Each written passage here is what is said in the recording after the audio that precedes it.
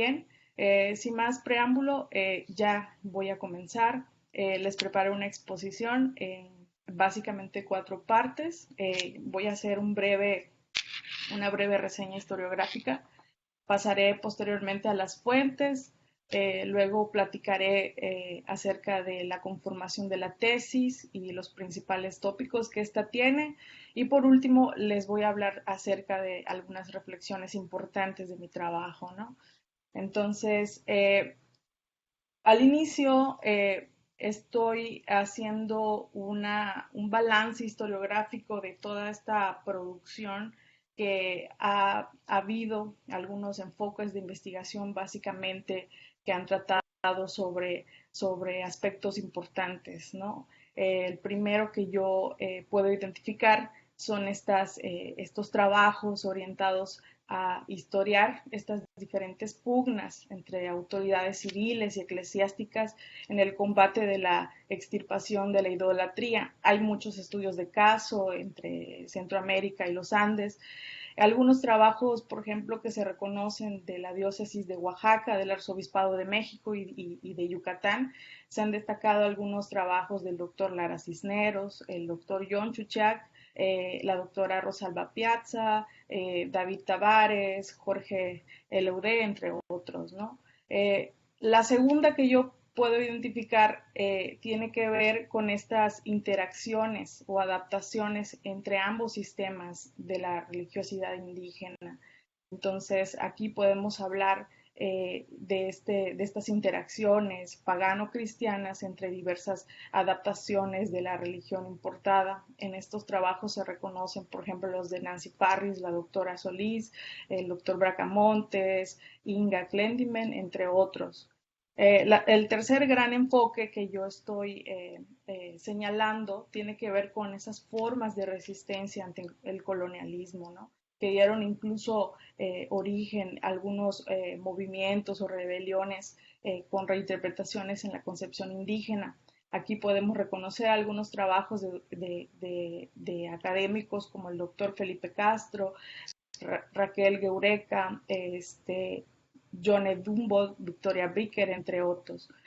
El último son estos, y es una nueva línea, una nueva percepción de historiografiar esos factores que ayudaron al proceso de cristianización. En estas nuevas miradas podemos mencionar algunos planteamientos que han hecho como Ryan Crewe, que en el caso de su estudio, que data sobre el centro de México, habla sobre los factores políticos que indujeron a muchos indios a acercarse al cristianismo, ¿no? Entonces, según lo que este autor señala, es que es necesario entender a fondo estas formas en lo que los pueblos rehicieron sus comunidades, ¿no?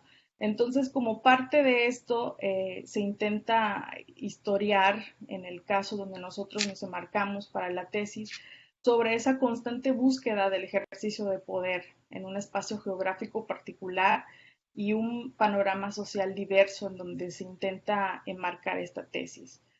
Para eso quiero comentar como parte de la historiografía de este tema un trabajo de mi autoría donde estudié la aparente dualidad que presentaban algunos curatos indígenas relacionadas con este control que se percibía en los pueblos cabecera y el relajamiento que se percibía en la cristiandad, algunos asentamientos dispersos y arrabales de poblados, en donde persistían estas quejas sobre idolatrías, hechicerías, vanas observancias y demás.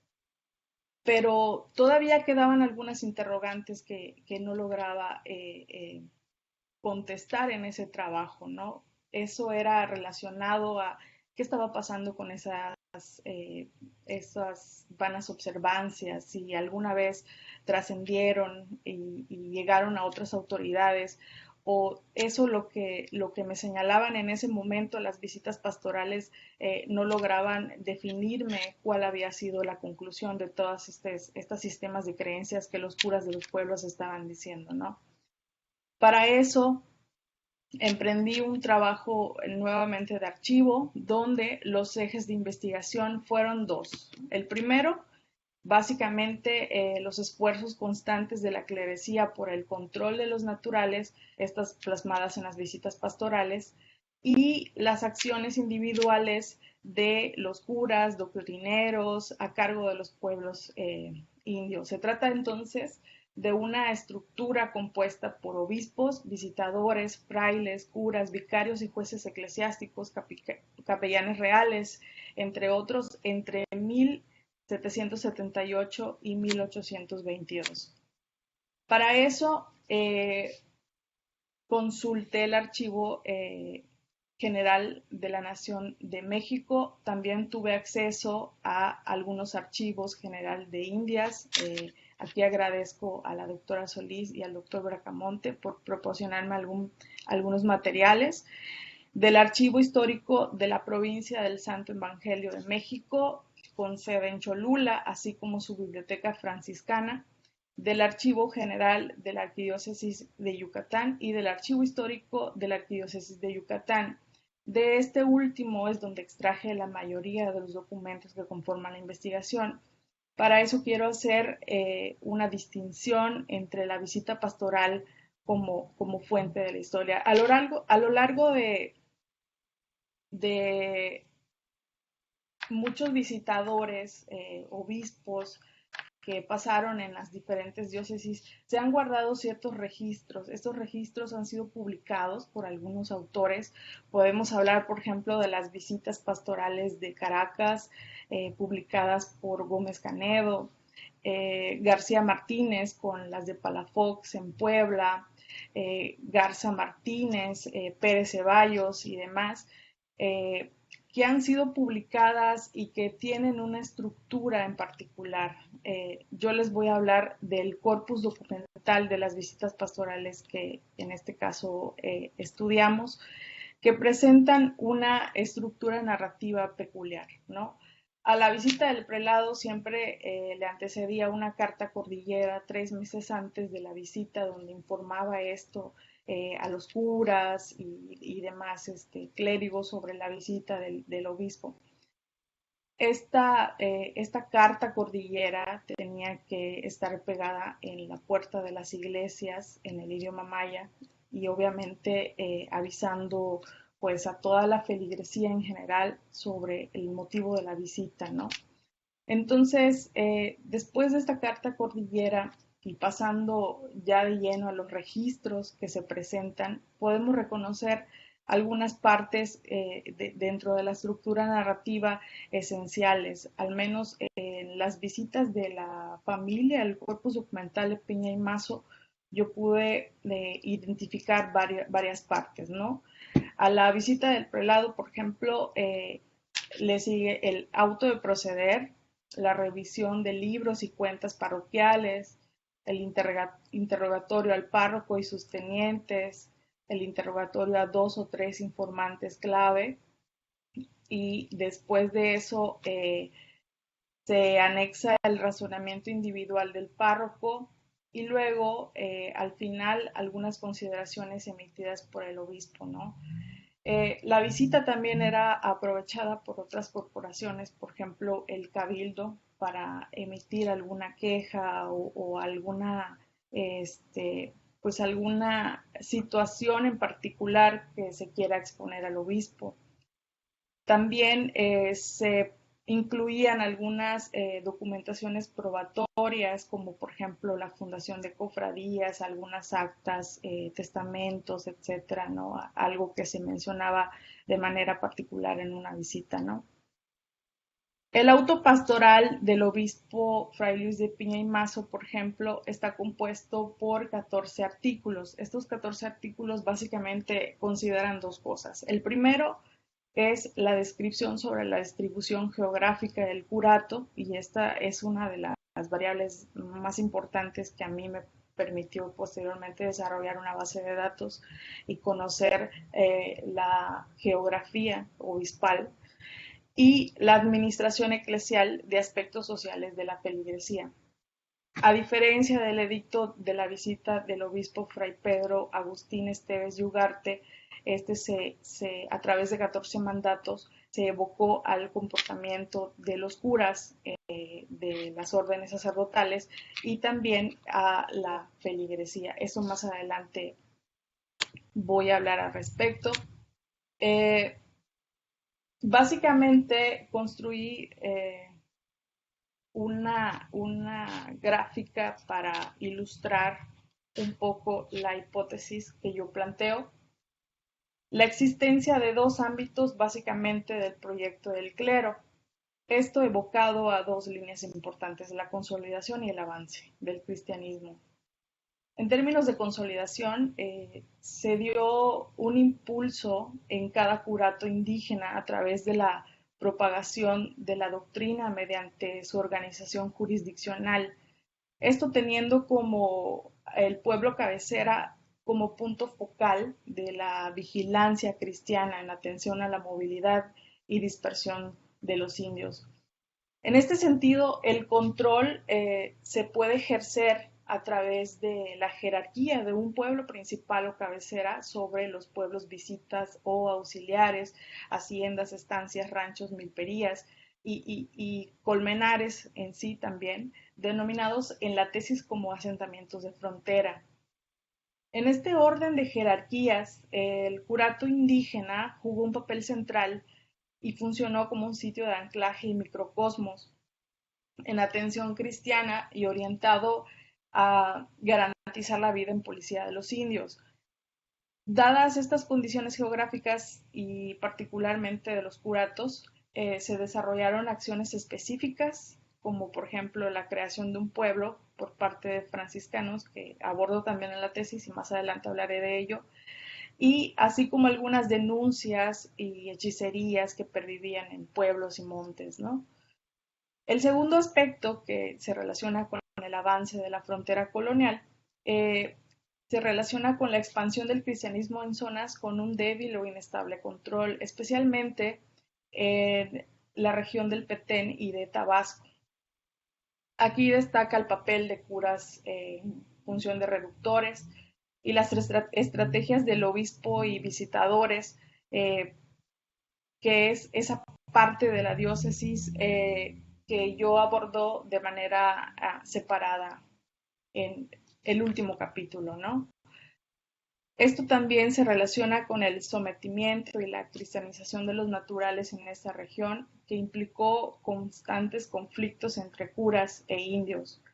Eh, Sin embargo, la variedad de testimonios que dan cuenta de los logros conseguidos desde la existencia de organizaciones como por ejemplo cofradías hasta la incorporación de indios idólatras o recién convertidos, dan cuenta de esta doble realidad que en tanto el control diocesano como los diversos mecanismos de la respuesta indígena fueron importantes, ¿no? Esto también fueron parte como ejes medulares de este trabajo y esto se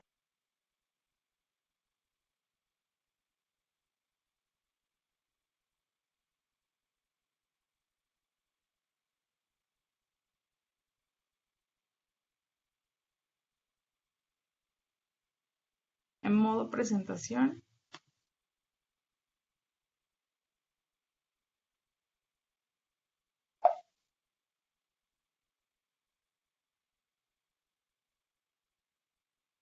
¿Lista? Sí, en esa. Ok, muy bien. Bueno, les platicaba sobre el abordaje del proyecto eclesial antes descrito, que abarca temporalmente el gobierno eclesiástico de los tres últimos obispos de la diócesis de Yucatán. Estamos hablando de Fray Antonio Caballero y Góngora, Fray Luis de Piña y Mazo y Fray Pedro Agustín Esteves Ugarte.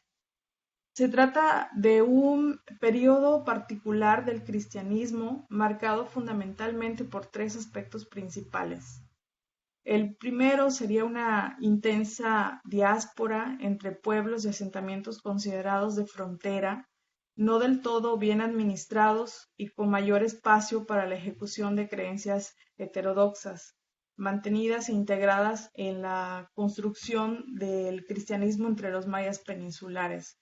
El segundo aspecto es respecto al viraje drástico del sistema colonial con el reformismo borbónico, que provocó cambios en la administración diocesana y se reflejó en una pérdida paulatina del control sobre sus bienes y recursos monetarios. Y la tercera, con la implementación de estrategias que los evangelizadores plantearon para la conservación del cristianismo en los indios, influenciadas en buena medida por el arribo de ideas ilustradas. Siguiente, por favor.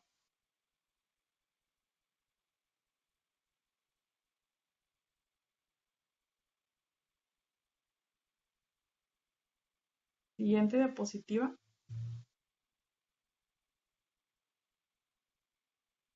Gracias. En el capítulo 1, básicamente incluyo debates sobre la condición y naturaleza de los indios. En estos debates resaltan el de Pedro Ahumada y otras ideas de Juan Ginés de Sepúlveda y Fray Bartolomé de las Casas, donde se fueron dando algunas figuraciones sobre la naturaleza de los indios que legitimaron el argumento sostenido en la legitimidad de la conquista y sobre la tutela civilizadora sobre estos. Eh, También al momento de explicar estas figuraciones que intentan explicar a la otredad, tiene que ver también la extirpación del paganismo, esta lucha contra la idolatría, herejía y apostasía que se plasmó en las normas conciliares del clero católico y se emitieron alrededor del mundo. Para eso se adaptó el modelo común en las inquisiciones hispánicas y el Tribunal de Inquisición y Provisorato de Indios, ¿no?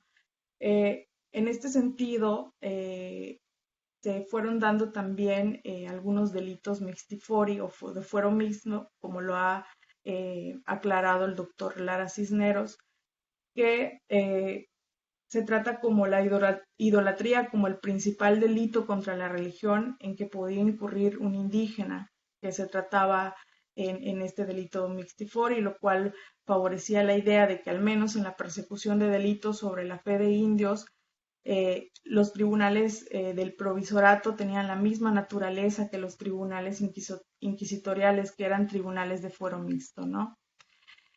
También se trata algunos concilios provinciales que fueron instrumentos clave para regir la vida cristiana de los indios y todas las calidades, las normas derivadas de estos que intentaron modular algunas prácticas religiosas de la vida privada y comunal. Algunos mecanismos del gobierno eclesiástico también se sitúan en este apartado, en este capítulo primero, situados en el plano local, tales como el pago de contribuciones parroquiales, aranceles en los pueblos, tareas propias de vicarios y tenientes y demás. Siguiente, por favor.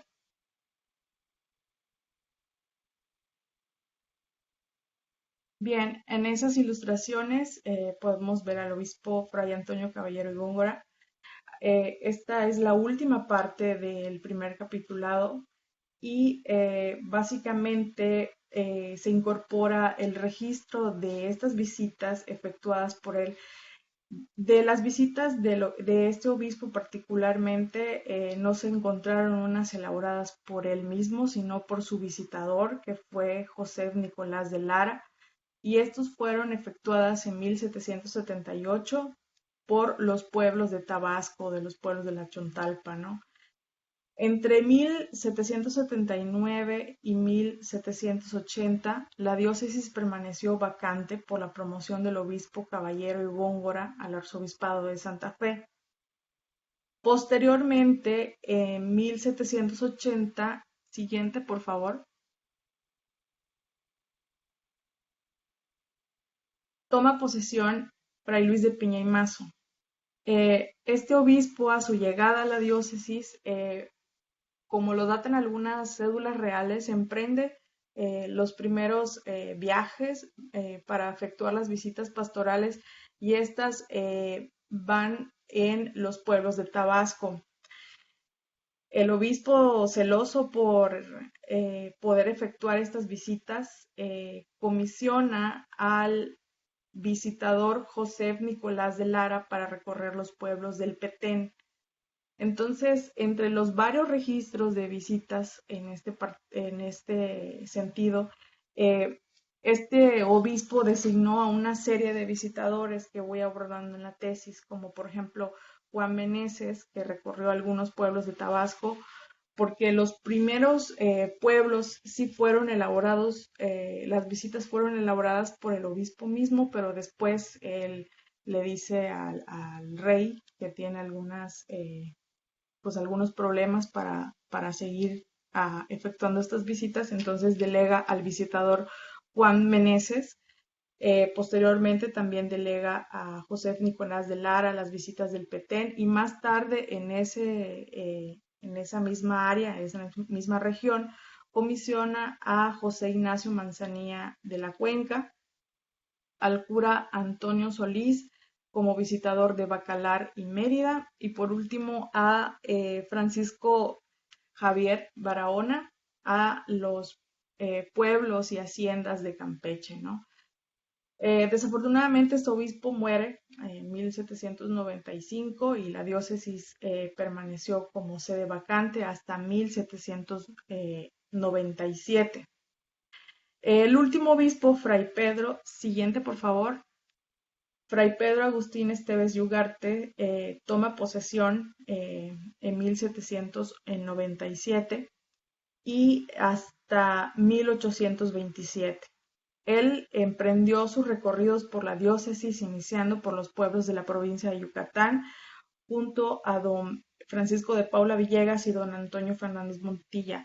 Esas imágenes que ustedes pueden ver en pantalla son mapas elaborados por el mismo obispo. A diferencia de los dos anteriores, él elaboró sus propios mapas y juntos con su notario y su intérprete recorrió todos los pueblos de la diócesis, incluidos los de Tabasco y el Petén, y iniciando por los de Yucatán, ¿no? Entonces es bien interesante la concepción que tiene acerca de su territorio. Siguiente, por favor. El capítulo 2 tiene como figura central el curato y su organización física administrativa y propone explicar la organización de la red compuesta al menos por 466 curas, tenientes, capellanes, vicarios y jueces eclesiásticos a cargo de las parroquias y de su vinculación con el ordenamiento jurisdiccional, orientado principalmente a garantizar la sujeción de los indios de la vida en policía y su cristiandad. Entonces, apoyado en la vigilancia como herramienta de búsqueda de poder, se muestran los procedimientos aplicados a eclesiásticos en las visitas pastorales, así como algunas acciones vinculadas con la organización territorial de los partidos, como la fundación del pueblo de Xul, promovida por el provincial seráfico Miguel Urqui. Entre las acciones destacan dos obstáculos principales que incluyo en este capítulo. Primero es la dispersión indígena y la resistencia del idioma maya entre la feligresía, la persistencia, perdón. Se muestra una población compuesta por diferentes calidades, en su mayoría indios, mestizos, españoles, mulatos, chinos y negros, y se detallan las acciones emprendidas por curas, doctrineros y ministros provinciales para el avance del control cristiano. Y segundo, la propuesta del visitador José Nicolás de Lara y el recorrido de José Ignacio Manzanilla de la Cuenca. Siguiente, por favor. Este capítulo también finaliza con la renuencia del sometimiento de indios de la frontera colonial, que se presenta en el caso particular en despoblamiento del pueblo de San Antonio del Petén, junto con las constantes fugas e inconformidades que por aumentos en el cobro de subvenciones, por ejemplo, en indígenas de la provincia de Tabasco, ¿no? Por parte de sus curas. Siguiente.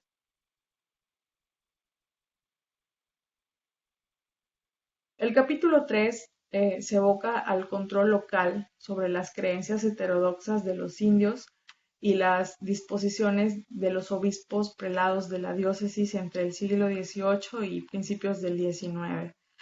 En esa constante búsqueda por el control, aflora la contraparte al salir a la luz las manifestaciones y prácticas religiosas de los indios ejecutadas en montes y pueblos y enfrentadas a nivel local por sus curas.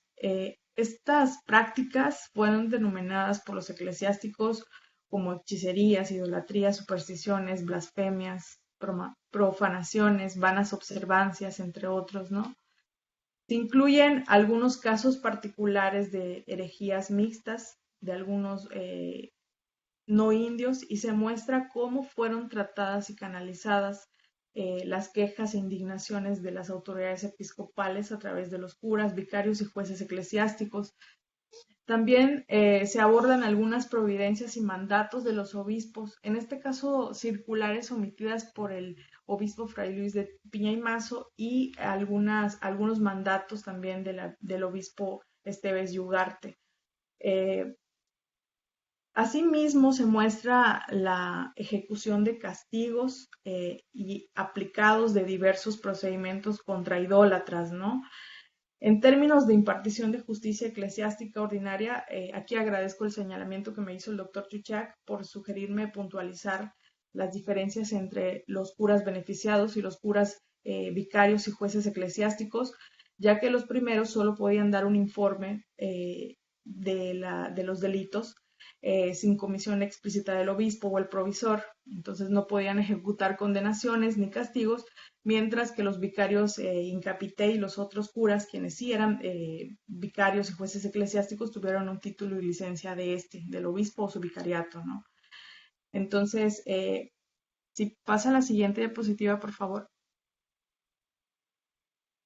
Entonces, en este sentido, me permitió hacer una comparativa entre los casos aislados que había encontrado, ya sea en las visitas pastorales a nivel mención o alguna correspondencia encontrada en mandatos entre curas locales, en este caso curas beneficiados o vicarios in capite y jueces eclesiásticos hacia el obispo, ¿no? Entonces, eh, la, la incidencia de estos delitos y tomando en consideración quién era el informante, nos da luz a lo encontrado en las fuentes, porque unos actuaban en consecuencia y solo daban informes al obispo, mientras que otros esperaban las diligencias correspondientes, ¿no? Entonces, por último, este capítulo se aborda el vínculo entre la idolatría y la embriaguez entre los indios, vista por el clero católico como un problema con grandes repercusiones sociales, y se exploran diversas connotaciones en el concepto de barbarie entre los naturales. Siguiente, por favor. El capítulo 4 analiza las formas de movilidad entre pueblos y asentamientos que hemos considerado en esta tesis como frontera. Se centra la dispersión indígena de finales del siglo XVIII y se clasifican las diferentes formas y causas de movilidad, desde la visión que ofrecen los curas y doctrineros de los pueblos, entre los que se destacan la movilidad por búsqueda de tributos, milperías y labranzas de indios, trabajos forzosos, agravio y curas, entre otros, ¿no? Siguiendo un poco a lo que señala Farris sobre la movilidad y las diferentes formas de huida, deriva y dispersión, en las fuentes logré identificar a través de lo que señalan los doctrineros una movilidad pendular, que es un proceso interesante de residencia temporal que tienen los indios en algunas milperías que tardan desde 3 meses hasta 6 y luego retornan a sus pueblos, ¿no? Precisamente fue la dispersión lo que desató diversos conflictos, como la polémica generada por el recaudador don Diego de Lanz sobre el cobro de tributos a los indios de las estancias. La importancia de este capítulo también, siguiente por favor, radica que a la par de las causas de la movilidad, describe también un poco los conflictos existentes entre los evangelizadores y la población dispersa, situadas en los márgenes de la cristiandad, en parroquias y pueblos en general, ¿no? Vinculado a esto último, en este capítulo se incorporó las visitas efectuadas por Barahona en Campeche, en las iglesias de Campeche, donde al momento de efectuar estos recorridos el visitador pudo constatar la presencia tanto de haciendas de mayor tamaño como sitios dispersos sin atención de cura, ¿no? En donde él había descrito la presencia de grupos idólatras, ¿no? También en estos márgenes. Siguiente, por favor. Por último, el capítulo 5 centra su atención en la concepción religiosa en los indios, esto plasmada principalmente en dos cuestiones importantes, en la sublevación promovida por el líder indígena Canek, donde destaca la permanencia de creencias cristiano o paganas descritas de los indios del Petén como parte de un ejemplo del fracaso en los intentos de conversión y cristianización ortodoxa de los mayas, ¿no? Se abordan también algunos esfuerzos realizados por el clero secular en las reducciones del Petén Itzá y se resalta el caso particular de la misión franciscana de Chichamjá y algunos diferencias existentes entre el provincial y el cabildo catedralicio por el control de esa región. Se describen algunas creencias de un grupo de indios recién reducidos a través del testimonio de vicarios, incapité y jueces eclesiásticos del Petén, como el caso de Juan José Rojo, así como el actuar sobre los indios que resultaron ser moradores de los montes, que manifestaron también ser creyentes de la cruz. Se recogen algunos escritos de curas reductores que dan testimonio sobre la escasez y penurias que experimentaban en aquella provincia, así como el recorrido del obispo Fray Pedro Agustín Esteves y Ugarte en 1805. Al final, en este apartado, siguiente por favor, se observan algunas tendencias poblacionales en curatos de la diócesis entre 1782 y 1805. Y se cierra el capítulo con una reflexión sobre los cambios producidos ante el quiebre del sistema colonial y la incursión de ideas de corte ilustrado. Estos mismos que provocaron la paulatina pérdida de control sobre el clero católico, tanto de sus bienes como de su ascendencia entre los indios. Bien, siguiente.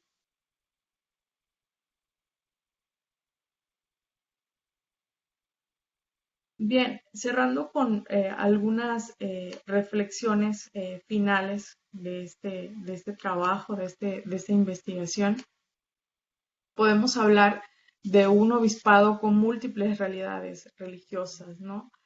En primer lugar, el papel que jugaron las visitas pastorales para conocer la religiosidad de los mayas en varias regiones, así como extender la vigilancia episcopal y el control de la iglesia en todo el obispado. A pesar de que los obispos fueron, al paso de los obispos por la diócesis, se logran apreciar diferentes también directrices que ayudaron a los curas, en este caso, pues curas doctrineros, curas a cargo de la parroquia, a implementar diversas acciones, ¿no? La visita también funcionó como un juzgado inquisitorial itinerante que examinaba la vida y costumbres de los naturales. Eh, en estos documentos localizados en el archivo también se puede apreciar el ejercicio de poder de la clerecía y cómo éste se fue adaptando a diversas realidades geográficas del obispado, además de múltiples cambios que vinieron con las reformas borbónicas y la resistencia entre la muy presente idolatría y dispersión de los indios, ¿no? Eh, También este trabajo nos puede llevar a redefinir o replantear lo que se ha manejado a través de la historiografía como el área colonizada. Vaya, con la presencia de estos asentamientos de frontera que funcionaron como fronteras culturales entre lo que los dominadores denominarían como entre la barbarie y la civilización o entre la idolatría y el cristianismo, ¿no? Entre el control y estos sitios que pudieron funcionar en algún momento también como sitios de emancipación, ¿no?